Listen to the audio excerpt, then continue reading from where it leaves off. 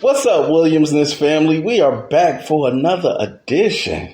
Yes, we're back. I hope you guys are ready because today is a doozy. Today is a doozy, man. I'm your co-host, Spencer. And I'm your other co-host, Tamika. And as always, we got our special guest in the building, Cece. She's over there sleeping right now. Today's show is going to be about love behind bars. Blink, blink. This episode, I ain't gonna lie, I've been looking so forward to this interview, and at the same time, I ain't gonna lie, I'm nervous. This is the only one I've been nervous on. Really? Yeah. I've been nervous on all of them. Really? Yeah. No, this one is kind of like all the other ones. People were kind of talking about their love life or lack thereof, but this one, like, someone's gonna be talking about a loss. So it's like we got to be more sensitive towards it. Yeah. Okay. We are here with our guest, Sharon. We are, like I said earlier, today's topic is about love behind bars. So how are you, Sharon? I am doing well. Okay. So before we pivot into, your relationship, did you grow up in a single household? Both your parents were together? Yes, both my parents were together, but my father worked a lot. So he was a truck driver. So he was on the road most of his life. How do you think that shaped you as far as like how you approach relationships?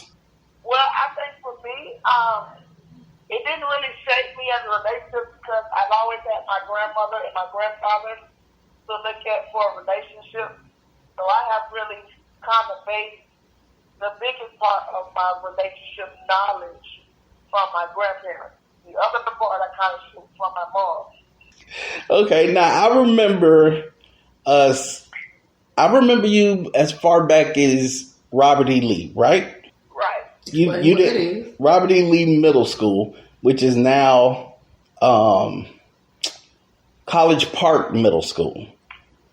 But when we went there, it was Robert E. Lee Middle School. You didn't go to Rock Lake, right? No, I didn't. Okay. You was in Rock Lake most of the time because your grandmother lived there? Yes. And did you spend a lot of time at your grandmother's, or you just was like using her for school base? Well, I spent a lot of time at my grandmother's house. I left home at probably 14 years old. So then I kind of went to my grandmother's house when I got a little bit older, when I finished running the street, per se. That's what's up. And the first real like memory, the first time I really realized like we were like as close friend wise was when Ronnie passed and you called me crying. Yeah. You remember that? I remember. And I remember sitting there because like before then, I was, a young boy coming to his hormones, so I was just like trying to get at Sharon.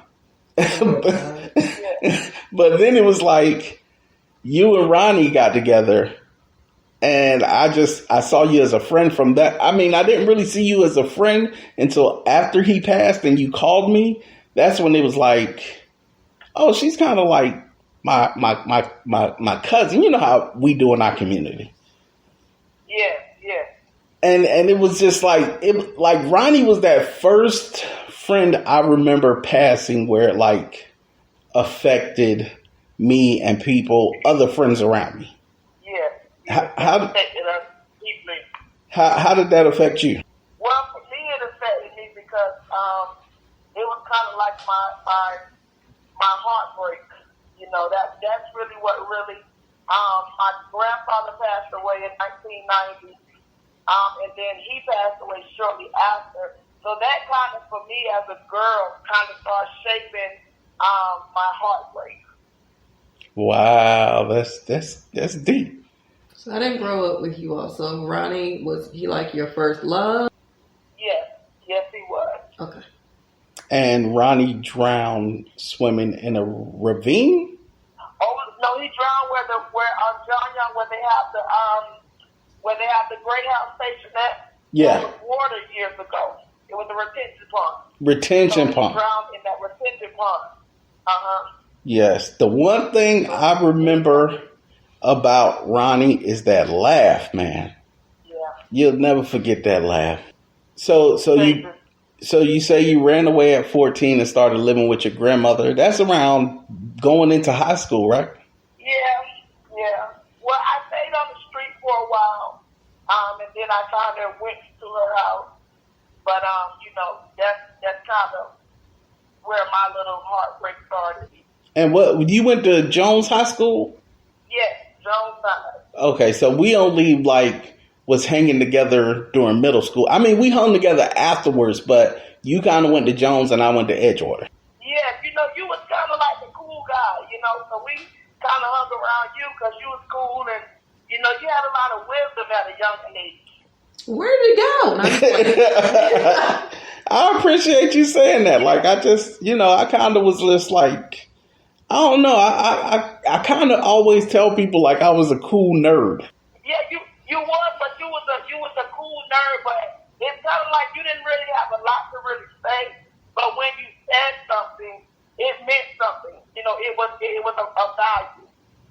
I appreciate that. I really remember, like, the one thing I remember about you was like, you was like the cool girl who, like, you was bright skinned, so everybody wanted the bright skinned girls back then. Like, that's when like Gina and all them was like popping. So like everybody wanted the light skinned girl or the light skinned boy with the pretty eyes. That's it. So you were on the streets at 14. What was that like? It was difficult, for me. I actually got pregnant at 14 years old. And then my mom had taken me to the doctor to find out that I was pregnant. Because the doctor didn't let her know about me being pregnant at 14, basically I had now become an adult, and he could no longer talk to her about my statuses and different things like that. So you have to know our older parents, you could be 60 and you still be a child. Yeah. So, she said, well, if you want to be grown, you just do everything on your own from now on. So that kind of really tore up the relationship that we had, and then me, like I said, I was more of a street type person. I love my mom, but me and my mom didn't really get along because my mom was very hard on me. I've learned now at 43 that, the hardness that she had was so I would know how to, take care of myself, take care of my kids, take care of my mates, but it kind of, when we discern it from parents, we don't understand when they're giving it that, we need it.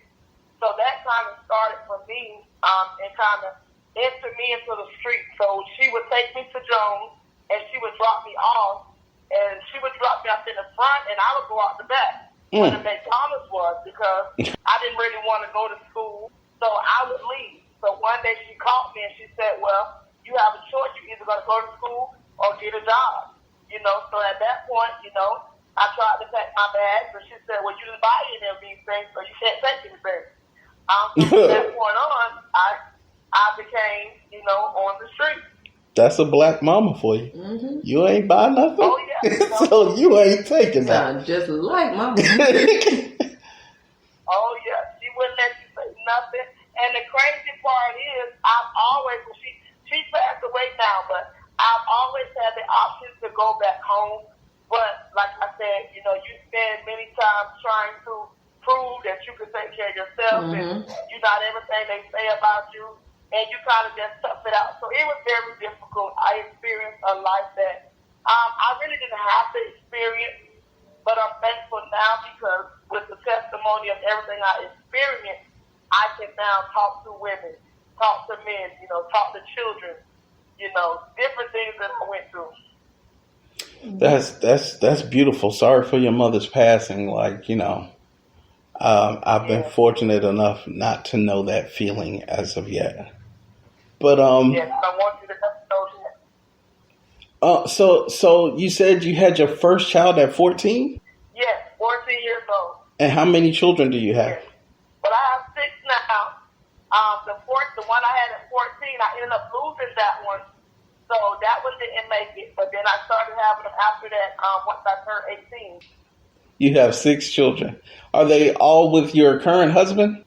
No, they're not. They all are split up differently. Okay. How is that being a single mother at such a young age? Well, it was really hard. I was per se a single mother, but then I kind of repeated the cycle of my mom.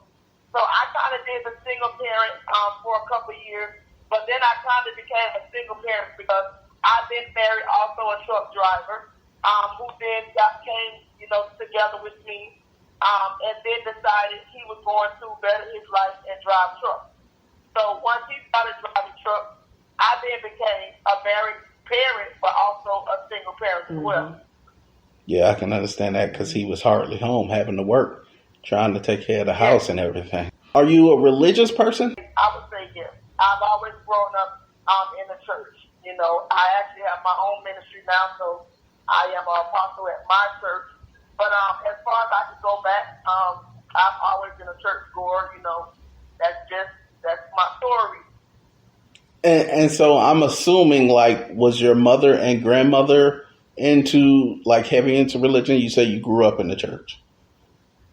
My grandmother was, my mother was not.